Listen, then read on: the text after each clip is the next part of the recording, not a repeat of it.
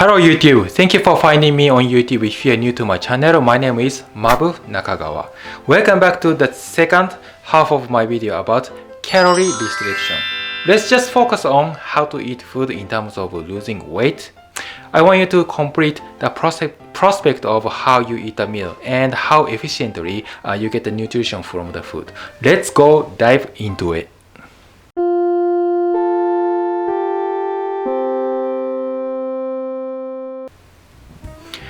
Now, we're gonna discover some better ideas like how to eat food in terms of food temperature. I guess most of you guys don't really care about food temperature. When you have a dinner with your friend, but if the cold hot pot like oden is served in your table at a restaurant, you are so frustrated. You probably claim to the server like, come on, how could you eat this cold food? This is torture, especially during the winter seasons. I know you don't want to eat cold food.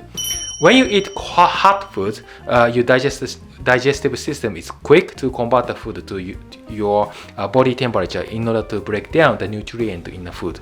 Eating the cold food causes your digestive systems to work harder for your food digestion. This happens because its system breaks down hot or warm food better and faster, leading to the easy digestion. But with cold food, digestion takes more time and require more energy. It could also lead to indigestion and other digestive problems. However, even in winter, I still recommend you would rather eat a cold than hot food. You know why? I tell you why.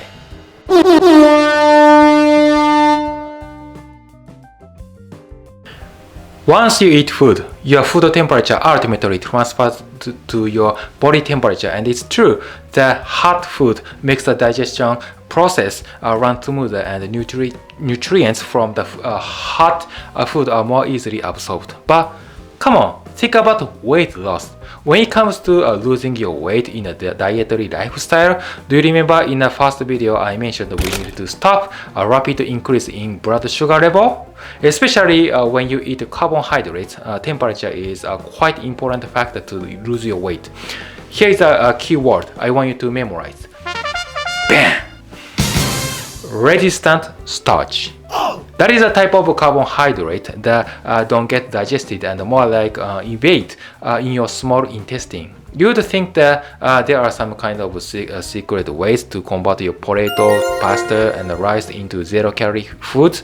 That's what resistant starch does work for you. Well, not all dietary starches affect the body in the exact same way as you expected. Most of starch is digested in a small intestine. It's broken down into small sugars that are absorbed right into your bloodstream. But some do not break down.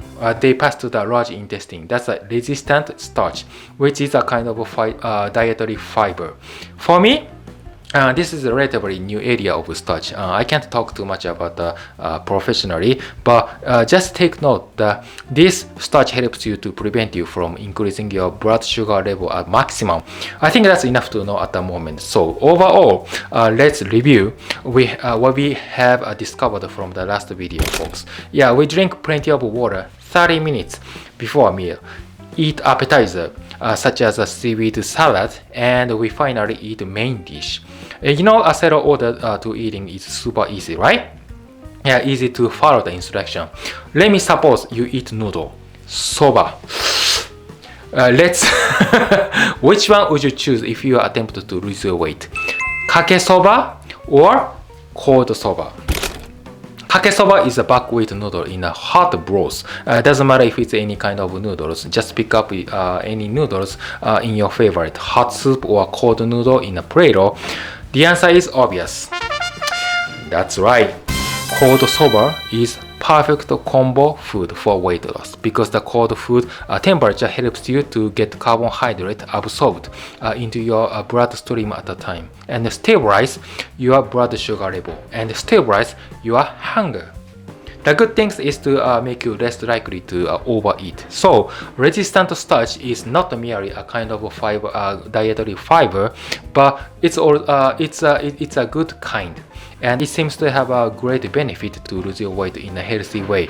Starches are of course just long chains or branches of sugars, glucose. The body makes enzymes that break these chains apart into the sugars, and that's how you absorb them. If you just eat noodle, rice, bread, and pizza that contains too much starches after cooling them down, you are perfect. Please ensure not to eat raw potato, okay? Because it's just disgusting. But we do eat raw bananas instead. Yeah, we probably have some resistant starch too in here, and we have lots of it in underripe bananas. Once the banana fully ripens, all the starch converts to sugar. That's why it tastes sweeter. But if you get green bananas instead, some of the sugar in there is still in the form of starch, and you can't digest well.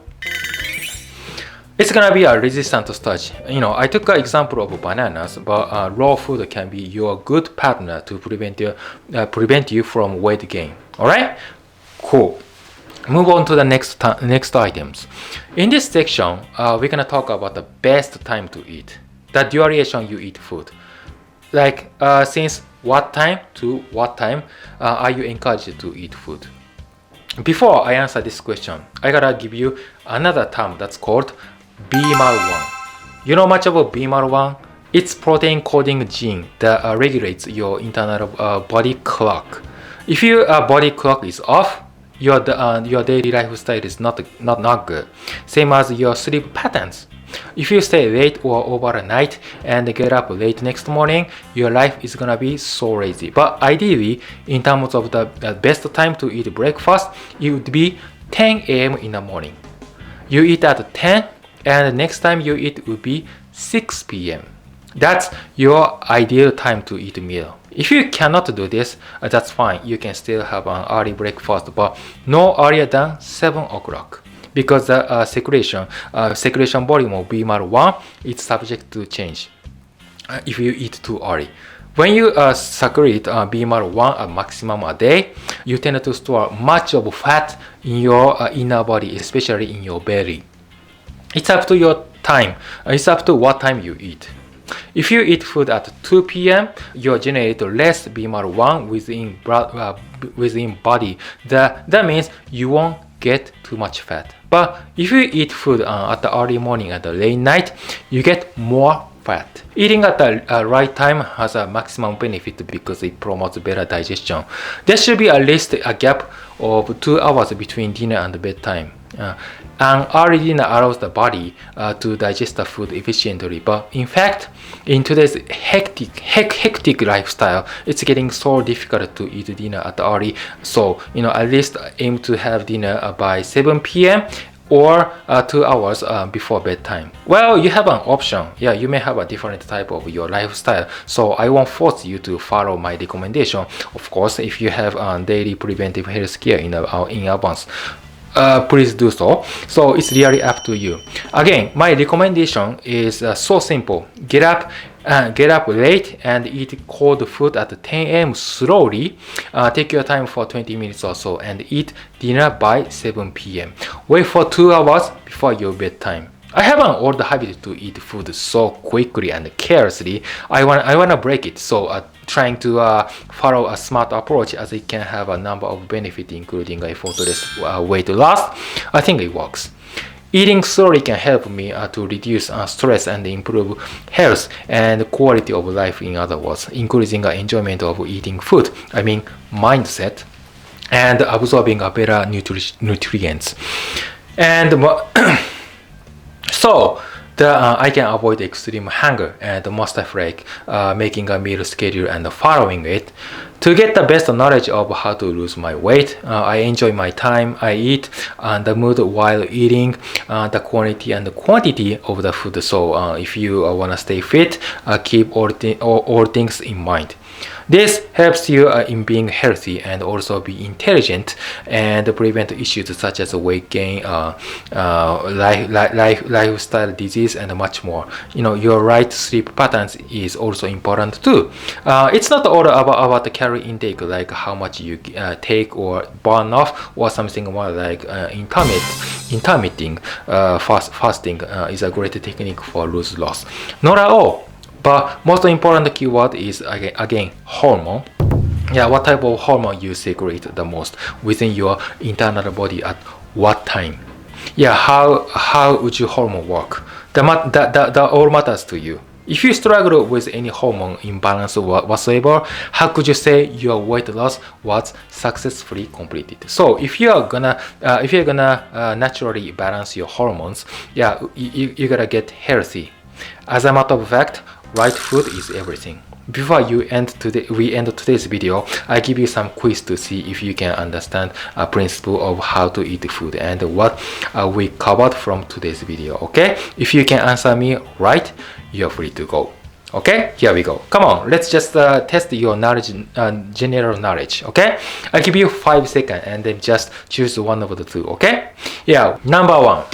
Which Japanese food is easy to gain weight? Cold Chinese noodle or hot udon noodle? Alright? The answer is hot udon noodle. Super easy, man. If you get the wrong answer, rewind my video and retake it. I won't give you credit.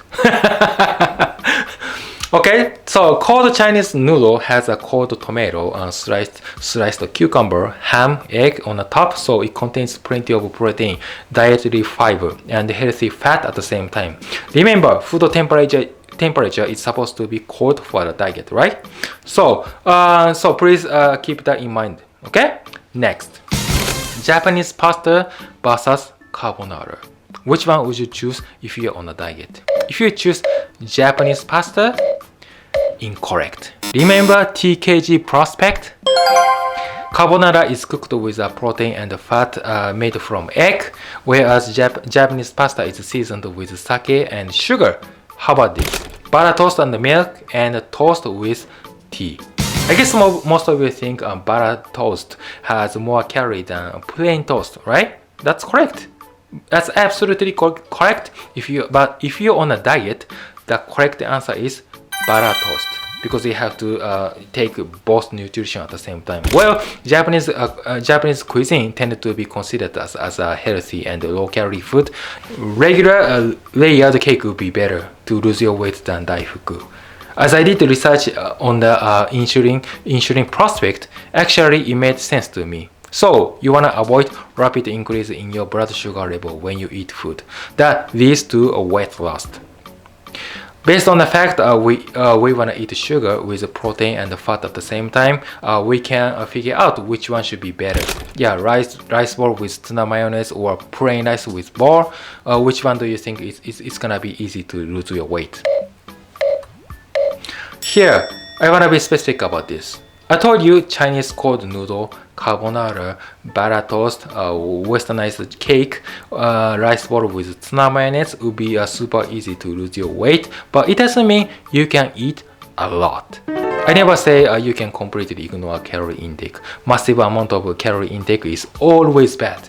Yeah, the rate of obesity among the adults in Japan is on average 5% or less, whereas that in America is over 30%. That's a good number in Japan actually. But what makes the weight of people in these two countries so different? Because people overeat. That's everything. You always need to consider how to lower blood sugar level at any cost. Okay, choose your carbohydrates wisely. In this video, you can take a closer look at how to reduce blood sugar level immediately and what food helps you to lower blood sugar over time. There isn't just one food that will protect your body from developing diabetes, but there are some other ways how to reduce blood sugar level. Yeah, drink too much water, eat a vegetable, and then go to main meal, and after the meal get right exercise, and that all matters, folks. I repeat every time because it's crucially important. You can still eat junk food. Yeah, make an order with a regular sandwich and the beverages ought to be a water. If you eat a small bowl of salad in advance, that's perfect combination. Likewise, you can do the same. As long as you keep in mind that high blood sugar is an enemy, I'm so happy for you. Are we on the same page? Great. So let's practice every day. If you can just attempt to lose your weight within 3 months or shorter, I never recommend you to do so. Yeah, you gotta be physically active on a regular basis. Constantly eat fiber-rich carbohydrates. Drink water throughout the day. Yeah, manage stress level. Get enough sleep. Eat a nutrient-rich diet that includes lots of